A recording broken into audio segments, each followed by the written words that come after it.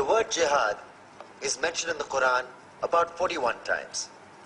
The words mercy, peace, and compassion are mentioned about 355 times.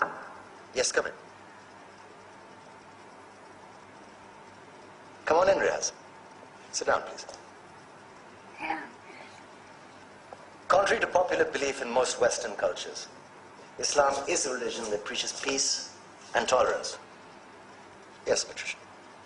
If Islam truly is a religion that preaches peace, then how come the world's most troubled spots, the West Bank, Afghanistan, Pakistan, Iraq, they're all plagued with Islamic terrorism? Well, that depends on your definition of terrorism. Some might argue that the U.S. invasions of countries like Iraq and Afghanistan are also acts of terrorism. No, those were acts of war to get rid of despotic regimes. Or a means of getting at a country's oil.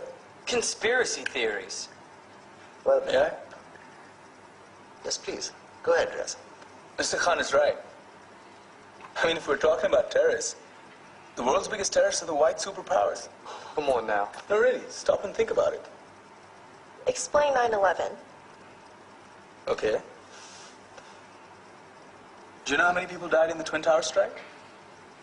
Around 3,000. And do you have any idea how many people died in the bombing of Afghanistan? Take a wild guess. More than 15,000 people died. And that's just conservative figures. About 50,000 tons of explosives were dropped on innocent civilians. Men, women, children. Yeah, but that was because of the Taliban. Now that you brought it up, did you know that the Taliban was a creation of the CIA to fight the Russians? Whatever. They were still harboring terrorists. Yeah, right. Terrorists that were never found.